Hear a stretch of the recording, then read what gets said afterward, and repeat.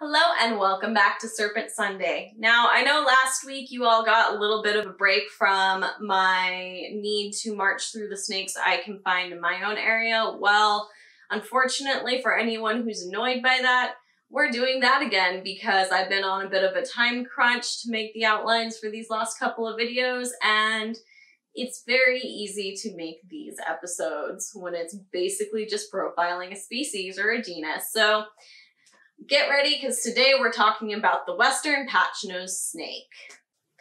Before we officially begin, I'm going to be talking about the Salvadora hexalepis species, and I know that there are quite a few subspecies here, multiple of which are found in my general area, but I'm just going to talk species level because I'm one of those people that doesn't necessarily like the subspecies grouping and taxonomy, and there are arguments for that particular grouping being a little bit misleading because it's more representative of general populations and taxonomy is weird. So again, we're talking about the overall species, not the little pockets where different subspecies are found.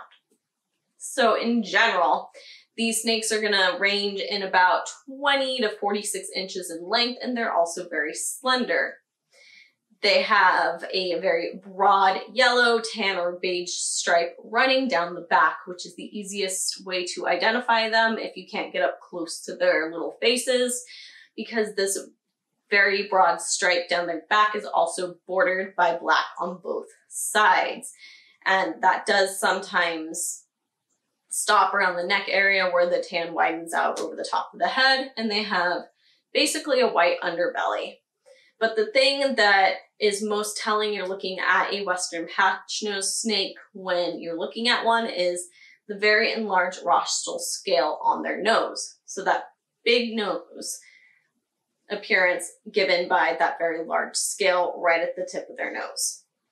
You're going to find these snakes in very arid or semi-arid habitats like chaparral, grasslands, sagebrush plains, desert scrub, and pinyon juniper woodlands throughout their range.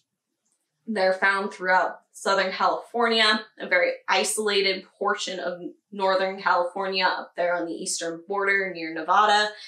Pretty much all throughout Nevada and Arizona, you're going to find them, except for some isolated patches where they're absent. They're found into southern New Mexico, up to the very edge of western Texas, and down into western Mexico and Baja California. And they'll be found both on sandy and rocky habitat because they are largely ground-dwelling snakes. So you're not really going to find them up in the trees or anything. If you're looking for them, you're going to want to be looking on the ground.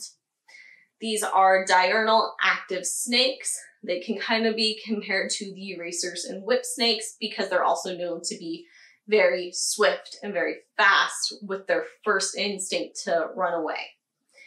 And their very large patch on their nose does come in handy because they are known to burrow into loose soil, and it's thought that that enlarged scale helps with that burrowing. These snakes also hibernate during the cooler months, so you're more likely to find them out and about in that kind of later spring through very early fall.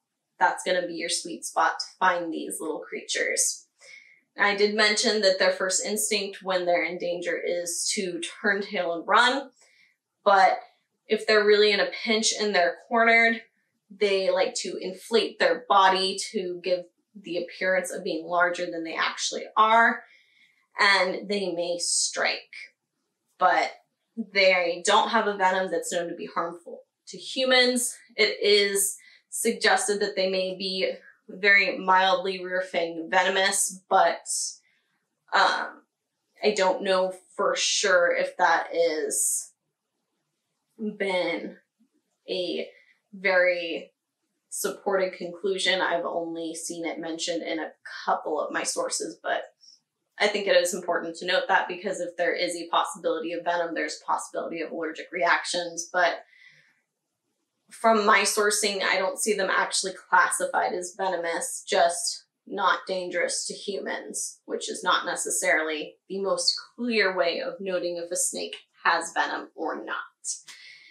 And while we're on that topic, their diet consists mostly of lizards, small mammals, nesting birds, reptile eggs, which they're known to go digging, looking for those eggs, and amphibians.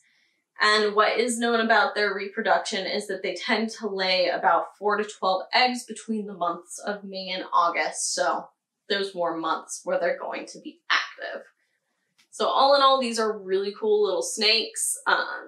It's pretty easy to see that you're looking at them because of that very broad stripe and that very enlarged scale on the tip of their nose. But if you only get a glance at them, they're kind of easy to mistake for certain species of racers or garter snakes because they do look very similar from a distance, especially since on the side there, the black stripes kind of look a little broken up, so I see how they can be mistaken for those species.